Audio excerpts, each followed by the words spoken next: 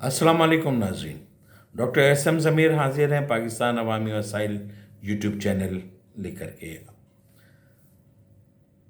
غریب شہر فاقے سے مر گیا،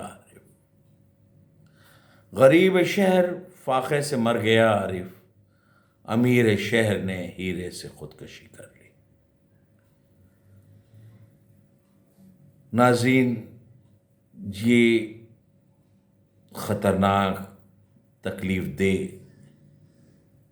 صورتحال میں پاکستان کا معاشرہ اس وقت حقیقی طور پہ دوچار ہے۔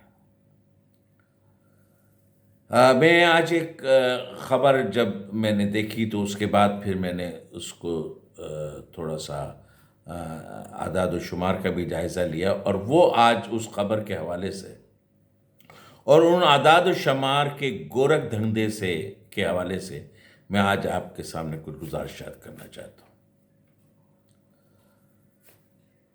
پرسوں ایک خبر تھی ناظرین کے میر پخار شہر میں 6 بچوں کا باپ بھوک اور غربت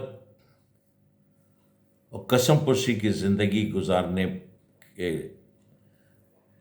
کے بعد کے حوالے سے آٹے کی ایک لائن میں لگا ہوا تھا، اور وہاں پر اس کی موت واقع ہو گئی۔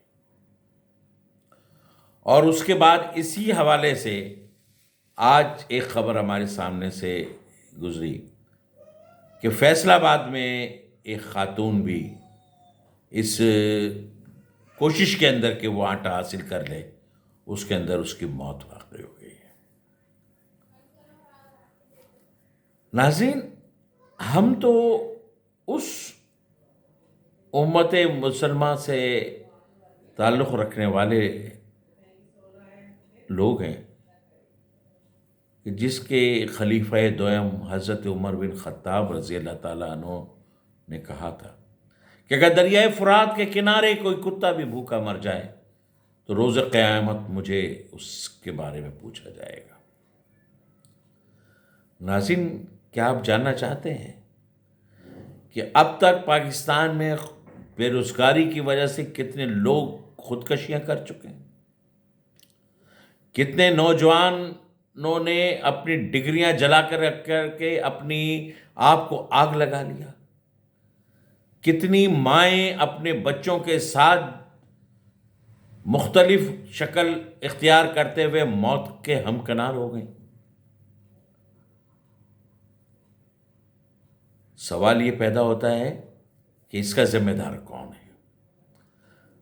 جب ایک خلیفہ راشد ایک جانور کے پیاسا یا بھوکا مر جانے کے بعد اس کی ذمہ داری اپنے اوپر لے رہے ہیں،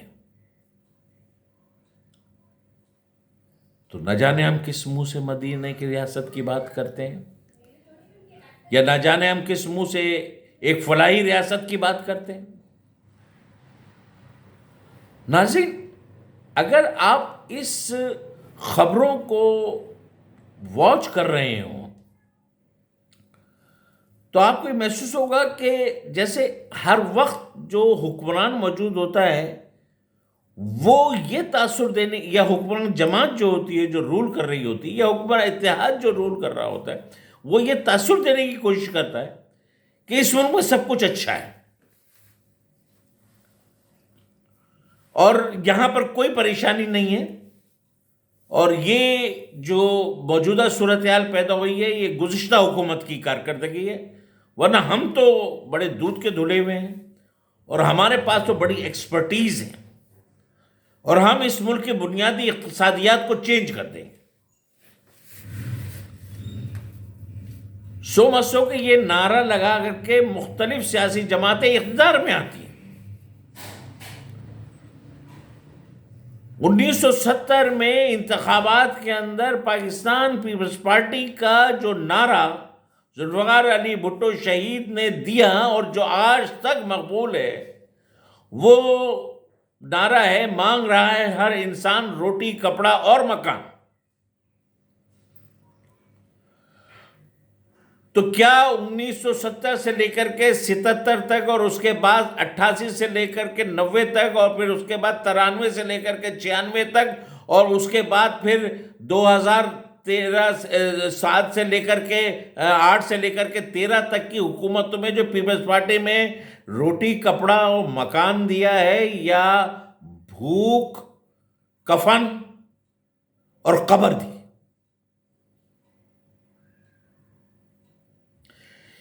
اسی طریقے سے اس میں سب کی ایکسپرٹیز آ گئی.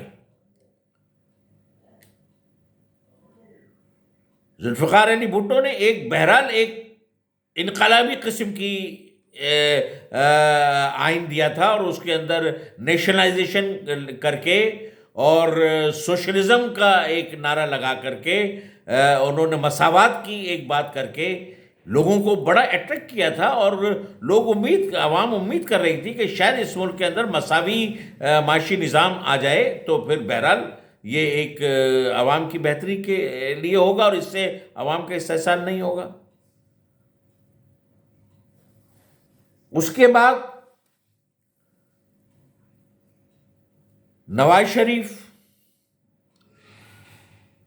جو ضیاء الحق کی لیگیسی کو لے کے چل رہے تھے، انہوں نے کہا کہ ہمارے پاس تو دنیا کے ماہر معیشیات ہیں، اور پھر ہر ایک نے اپنے ماہر معیشیات کو آزمایا. کسی نے حفیظ پاشا سے مدد لی، کسی نے ترین صاحب کو بلایا، کہیں پر اسحاق ڈار صاحب آئے، کہیں مفتہ اسماعیل لائے گئے، کہیں مشرف کے دور میں شوکت عزیز صاحب لائے گئے. لیکن عوام کی جو حالت ہے وہ آپ کے سامنے. پھر نیا دور، نیا پاکستان کے حوالے سے اسد عمر کے بعد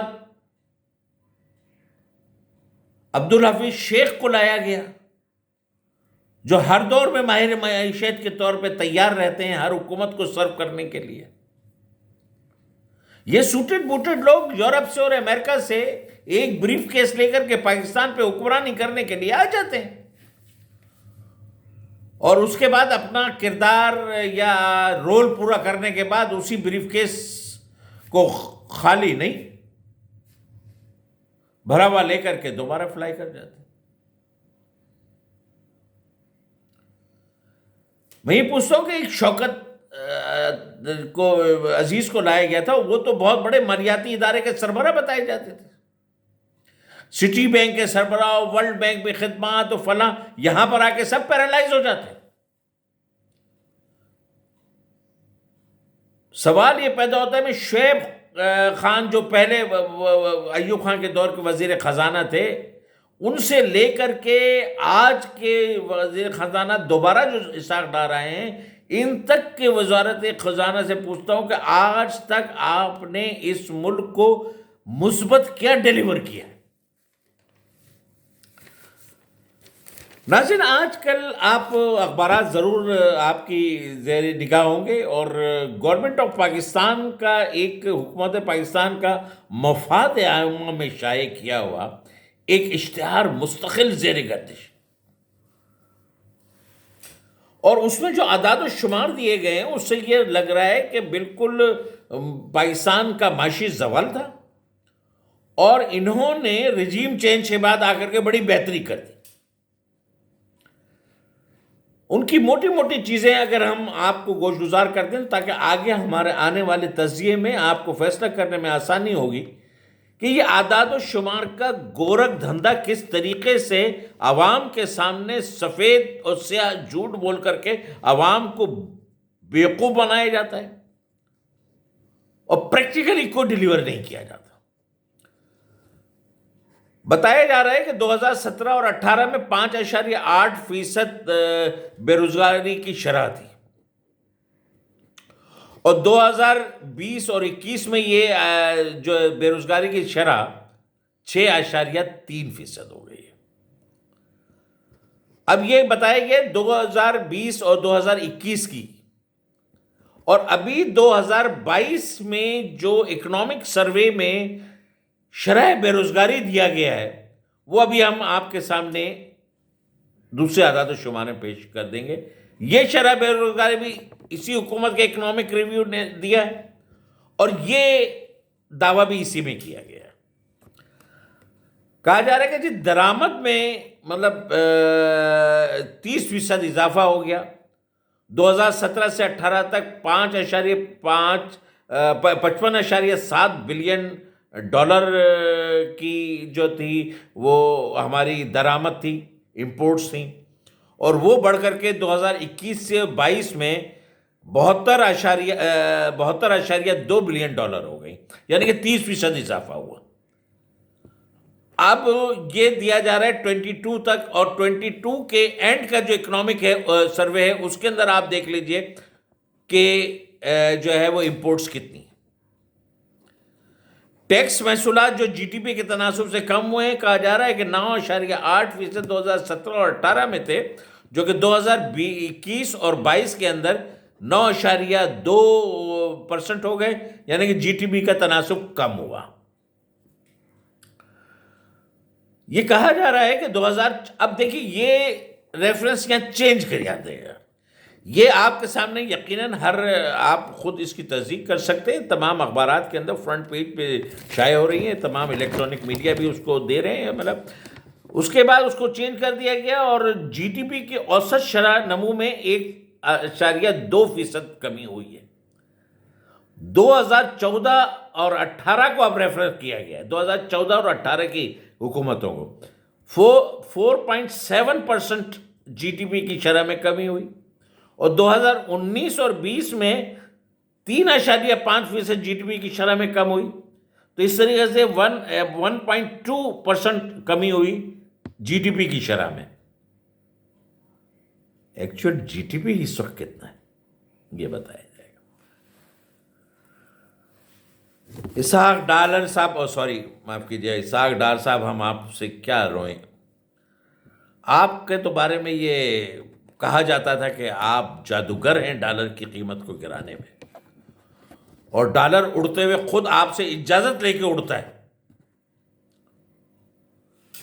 جناب 2017 اور 18 میں 121 روپے کا ڈالر تھا، جو 2021 اور 22 میں 204 روپے کا ڈالر ہو گیا، جو کہ 83 روپے فی ڈالر اضافہ ہو گیا. اور اب جو دسمبر میں اعداد و شمار دیے گئے ہیں، اس وقت 240 روپے میں بھی ڈالر مارکیٹ میں اویلیبل نہیں ہے، اور 260 کے اراؤنڈ جو ہے وہ بلیک مارکیٹنگ ہو رہی ہے. اس کی اندازہ لگائیے. تجارتی خسارہ 28% بڑھ گیا ہے جی. 2017-18 میں 30.9 بلین ڈالر تھا، جو 2021 اور 22 میں 39.7 بلین ڈالر ہو گیا. 28% تجارتی خسارہ ہمارا بڑھ گیا. اس وقت جنوری میں بتائیے کہ تجارتی خسارے کی کیا پوزیشن ہے. پر کیپٹا فی کس سالانہ آمدنی، جو کہ پاکستان جیسے ملک میں ایک مذاق ہے، اونٹ کے منہ میں زیرہ کی کہاوت ہے. 2014 سے 2018 میں 27.3% تھا، وہ 2019 اور 2022 میں وہ 13.9% ہو گیا، یعنی 13.4% کمی ہوئی پر کیپٹا انکم میں. وہ ہم آپ بھی بتائیں گے کہ پر کیپٹا انکم میں اس وقت کتنی ہوا ہے.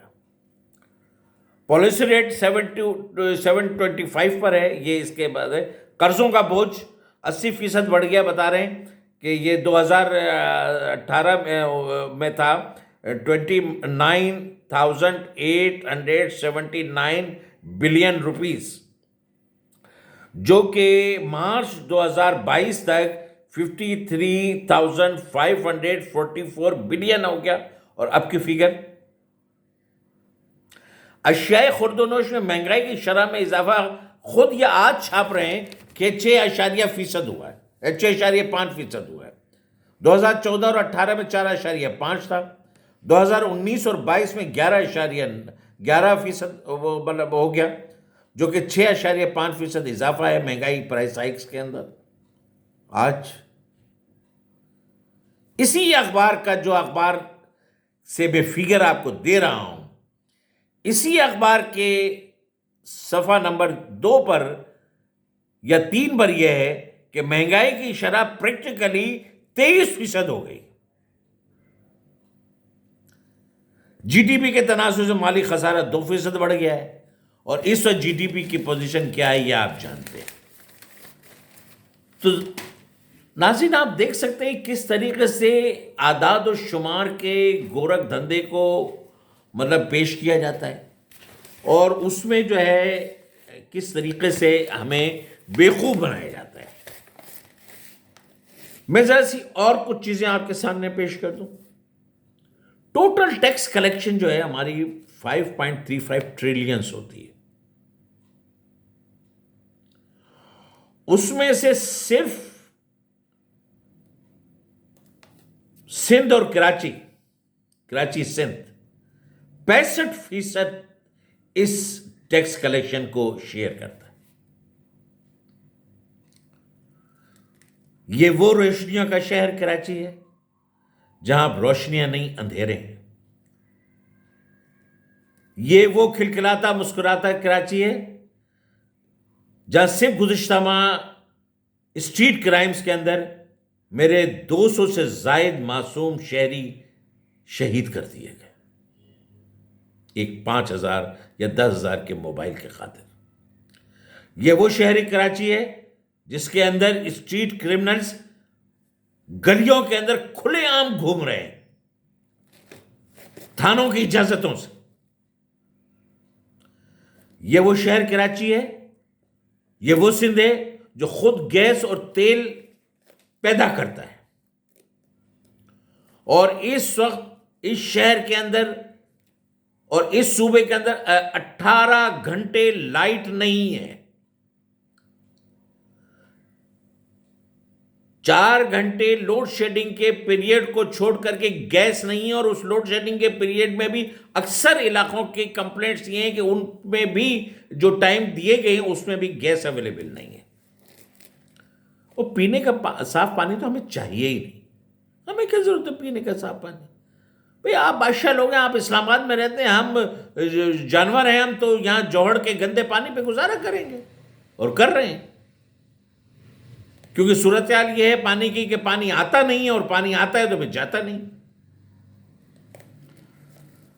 تو یہ مطلب صورتحال کراچی کے حوالے سے اور ٹوٹل ٹیکس کلیکشن کے حوالے سے۔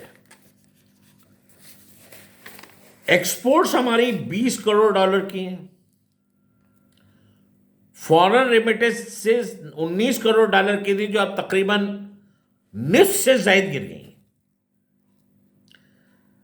ریزرو ہمارے پاس 22 تک 9 بلین کے تھے، اس وقت ہم سرکاری طور پہ بھی 4.2 بلین پہ ہم یعنی کہ وہ کر رہے ہیں۔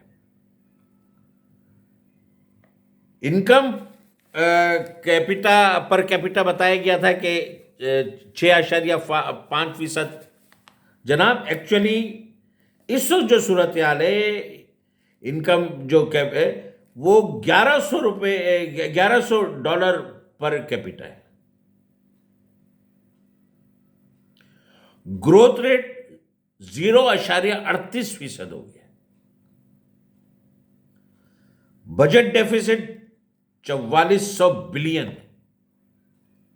گردشی قرضہ 8,000 بلین روپیز۔ پھر کراچی کی بات کروں، 1.16 بلین ٹوٹل پراپرٹی ٹیکس جو مطلب جتنا ہے اس میں 1.16 بلین صرف کراچی سے لیتے ہیں آپ کے پاس تو جیسے کچھ ہے ہی نہیں۔ تو جناب مجھے یہ بتائیے کہ اس صورتحال کے اندر ہم کہاں کھڑے ہیں؟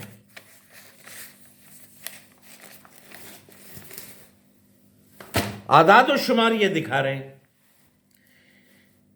انفلیشن جو ہے وہ 24.1% پہ جا چکا ہے. یہ اس دسمبر جنوری کی میں بات کر رہا ہوں. میں کوئی سرکاری طور پہ میں کوئی وزیر خزانہ نہیں ہوں جو اڑ کے آیا ہوں باہر سے اور یہاں کوئی اپنے، میں ٹیکنیکلی ظاہر ہے میں فائنینس کا آدمی نہیں ہوں، میں تو ایک عام سیاسی کارکن ہوں. اور بنیادی طور پہ میں مطلب پیشہ ورانہ طور پہ میں ڈاکٹر ہوں.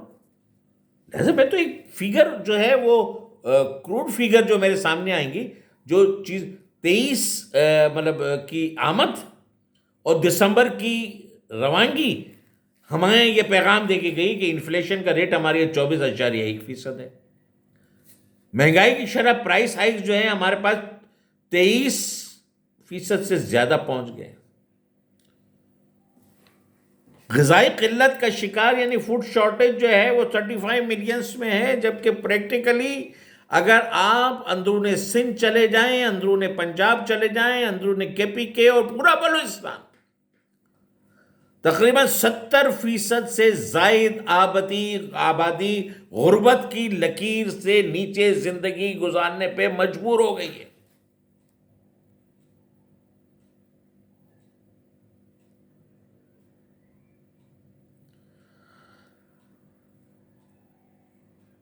ہنگر انڈیکس ایک ہوتا ہے، انٹرنیشنل ہنگر انڈیکس، اس میں ہم 99 نمبر پر. کرپشن کا انڈیکس ہوتا ہے، اس میں ہم 140 نمبر پہ. پاکستان میں گزشتہ 4-5 سالوں میں سیاست ٹوٹل کرپشن، بدعنوانی، منی لانڈرنگ، اقامہ کی بنیاد پہ نااہلی، سوئس بینکوں میں دولت، اور یہ تمام چیزوں پر چلتی آئی ہے. سرے محل، لندن کے فلیٹس. لیکن سوال ہی پیدا ہوتا ہے کہ اس کرپشن کو کنٹرول کرنے کے لیے جو لوگ نعرہ لگا کے آئے انہوں نے کیا کیا؟ پاکستان میں مجھے بتائیے کہ اس کرپشن کی بنیاد پر واقعتاً کسی بڑی مچھلی کو سزا دی گئی؟ اور اگر نواز شریف کو سزا دی بھی گئی ہے تو وہ ایک اقامے کی بنیاد پر سزا دی گئی، مطلب واقعی جو کہ واقعتاً کوئی کرپشن کے زمرے میں شاید آتا ہو. بہرحال قانون کا فیصلہ ہے. لیکن جو واقعتاً جو کرپشن ہے وہ تو مطلب نہ وہ ہائی لائٹ ضرور ہوئی لیکن وہ پکڑی نہیں گئی.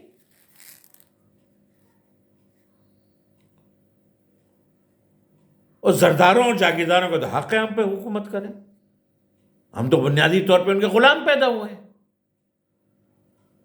اب تو ہماری تیسری نسل ان کی غلامی میں دی جا رہی ہے. GDP نومبر کے آخر میں 2% اور آج کے تازہ اس کے مطابق ایک اکنامک میں وہ دیکھ رہا تھا 1.4% پہ آ گئی GDP. بس ایک بیان ہے کہ ہم نے ڈیفالٹ کرنے نہیں جا رہے، ہم ڈیفالٹ نہیں کریں گے، آپ بے فکر رہیں.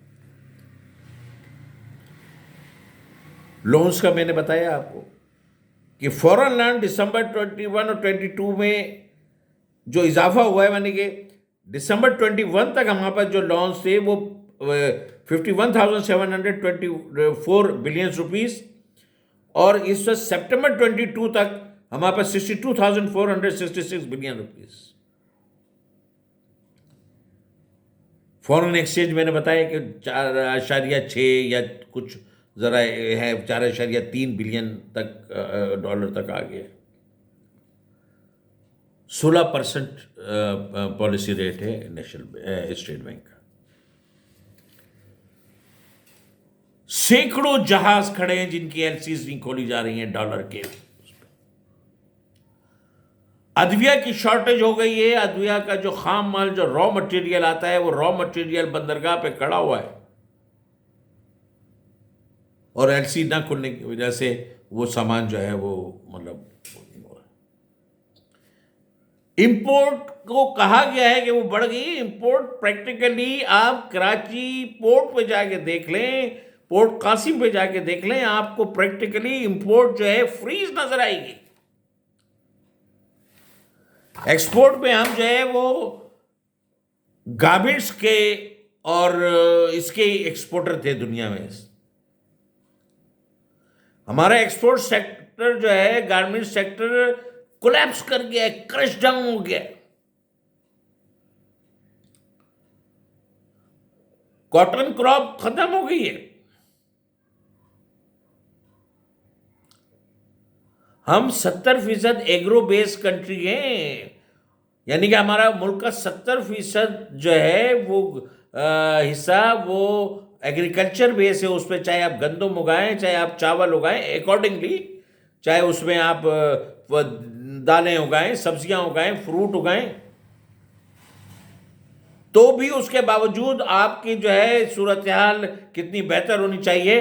تو آج میرے ملک کے بچے, میرے ملک کے لوگ, میری مائیں بہنیں جو ہیں وہ 1 کلو آٹا خریدنے کے لیے ترس رہے ہیں اور اپنی جانیں دے رہے ہیں اور مر رہے ہیں. پرسوں ایک کثیر الرشاد اخبار کے اندر فوٹو تھا کہ ایک جگہ ایک ٹرک پہ آٹا سرکاری طور پہ کوئی فراہم کیا جا رہا تھا, تو چاروں طرف 1000 اور 500 کے نوٹ لے کر کے لوگ ایسے, یعنی نوٹ بھی ہاتھ میں تھے اور لوگ کہہ رہے تھے جیسے بھیک مانگ کر کے وہ کہہ رہے ہوں کہ ہمیں آٹا دے دو. نہیں ہموطنوں, نہیں, ایسے نہیں ہوگا. کم از کم ہم سب کو آگے بڑھنا ہوگا کہ اب ہمارے یہ تیسری نسل غلامی میں نہ جائے.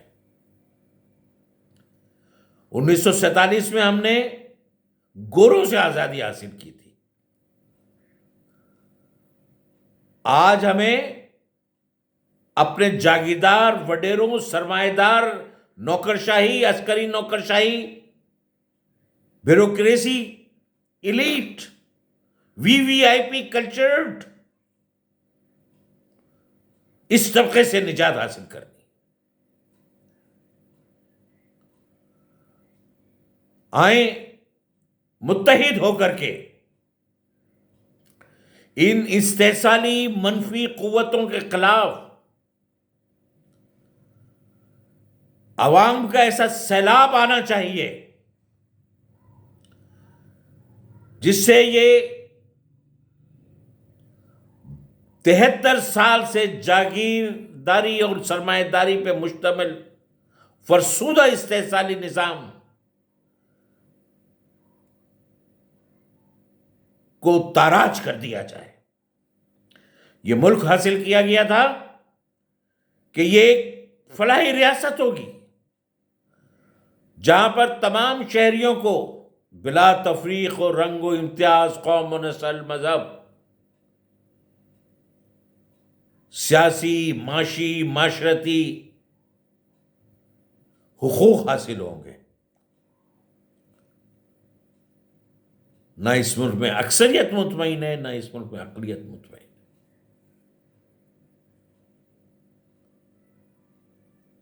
اور یہ ایلیٹ کلب ہمیں آپس میں لڑانے کے لیے کبھی ہمیں یہ بتاتا ہے کہ چونکہ بین الاقوامی گلوبل ریسیشن ہو گئی لہذا ہم آپ کو گڈ ڈیلیور نہیں کر سکتے. کچھ یہ بتاتا ہے کہ چونکہ ہم آئی ایم ایف اور ورلڈ بینک کے محتاج ہیں یا چند اپنے دوستوں کو محتاج ہیں لہذا ہم آپ کو کچھ ڈیلیور نہیں کر سکتے. اندرون خانہ ہمیں یہ بتاتا ہے کہ تمہارا استحصال فلاں زبان والوں نے, یہ فلاں صوبے نے کر دیا. استحصال کسی خاص زبان والے نے یا کسی خاص صوبے نے نہیں کیا. استحصال ان صوبوں میں بسنے والے سرداروں نے, ملکوں نے, جاگیرداروں نے, نوابوں نے, خانوں نے, انہوں نے استحصال کیا. ہم انشاءاللہ تعالی اگلے پروگرام میں آپ کو یہ بتائیں گے کہ جو موجودہ پارلیمنٹ ہے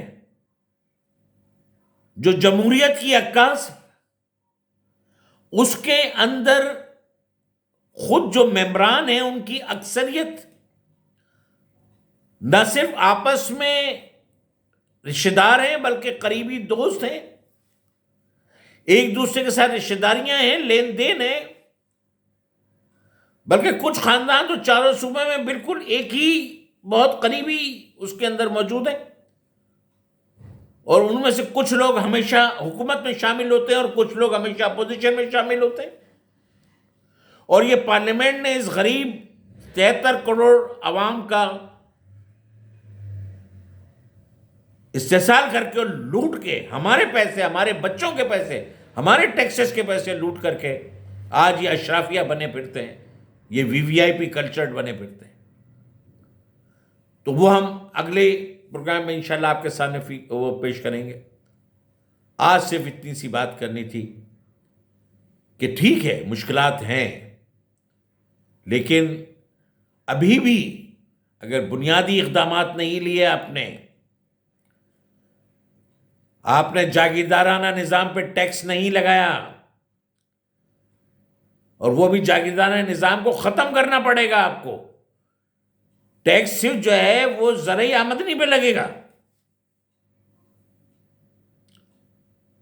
کہتے ہیں جی ہم عشر دیتے، بھائی شہری علاقے کے لوگ بھی تو انکم ٹیکس بھی دیتے ہیں، پراپرٹی ٹیکس بھی دیتے ہیں، سیلز ٹیکس بھی دیتے ہیں، ماچس کی ڈبیا پہ بھی ہم جو ہے وہ 2 روپے سیلز ٹیکس دیتے ہیں، اور زکوٰۃ بھی دیتے ہیں۔ تو جب تک اس سسٹم کو ختم نہیں کیا جائے گا، جب تک کارخانوں کے اندر اس کے کام کرنے والے مزدوروں کے حقوق کو برابری کی بنیاد پر تسلیم نہیں کیا جائے گا، ٹھیکیداری نظام کا خاتمہ جب تک نہیں ہوگا، اور پاکستان کے عام عوام کو جینے کے لیے روٹی اور سر ڈھانپنے کے لیے چادر اور 4 دیواری اور تن ڈھانپنے کے لیے موٹا جھوٹا کپڑا میسر نہیں آ جاتا، میرے ملک کے لوگوں کو تعلیم اور علاج کی سہولیات فراہم نہیں ہو جاتی، اس وقت تک ہماری منزل ہم نہیں پا سکتے۔ اور یہ جبھی ہم پائیں گے کہ ہم ان استحصالی طبقہ اور ایلیٹ اور اشرافیہ طبقات کے زندہ باد مردہ باد نعرے لگانے کے بجائے اس فرسودہ استحصالی اور انتخابی نظام کو بھی، اس پر بھی ہم ایک پروگرام کریں گے، انتخابی نظام کو بھی چینج کیے بغیر یہاں تبدیلی نہیں آئے گی، اختیارات کی عدم مرکزیت کے بغیر۔ اقتدار آپ نے اسلام آباد میں رکھ رکھا ہے، اس کے بعد اختیارات آپ صوبائی دارالحکومتوں میں لے آتے ہیں، جبکہ حقیقی اختیارات جو ہے وہ یونین کونسلز کے پاس ہونا چاہیے، پنچایتی نظام کے پاس ہونا چاہیے، نیبرہڈ کونسلز کے پاس ہونا چاہیے۔ وہ بلدیاتی انتخابات جو ہے وہ آپ کراتے نہیں ہیں، چونکہ آپ جمہوریت کے علم بردار ہیں، اور کراتے ہیں تو اس کے اندر اتنی پابندیاں لگا کے کراتے ہیں کہ 6 دفعہ تو کراچی کا سندھ شہری کا بلدیاتی انتخاب جو ہے وہ پوسٹپون ہو چکا ہے، اور اب ہونے جا رہا ہے 15 جنوری کو، اللہ کرے ہو جائے، اور اس کے بعد وہ عمل میں آ بھی جاتے ہیں ادارے، تو ان کے تمام انتظامی اور مالی امور آپ صوبائی حکومتوں میں اپنے پاس رکھ لیتے ہیں، بیوروکریسی کے پاس اختیارات آ جاتے ہیں، تو منتخب نمائندے صرف گٹر صاف کرنے کے لیے اور پانی کی کوئی لائن ڈالنے کے لیے رہ جاتے ہیں۔ کراچی جیسے شہر میں آپ نے جو ہے وہ واٹر اینڈ سیوریج بورڈ پہ بھی قبضہ کر لیا، کراچی جیسے شہر کو آپ نے کے ای کے حوالے سے درندوں کی شکل میں کراچی کے شہریوں کو ان کے حوالے کر دیا۔ نہیں جناب، نہیں، ایسے نہیں چلے گا۔ پاکستان کے تمام ترقی پسند جمہوری قوتیں بلا تفریق رنگ و امتیاز قوم و نسل اپنے حقوق کو لینے کے لیے ایک متحدہ قومی محاذ بنا رہی ہیں، ایک یونائٹڈ نیشن فرنٹ بنائیں جس میں تمام عوام متحد ہوں گے، لیڈر ہوں یا نہ ہوں، اور اس کے بعد ہم اپنے حق کو لے کر کے رہیں گے، اور حق نہیں دو گے تو حق چھین لیں گے۔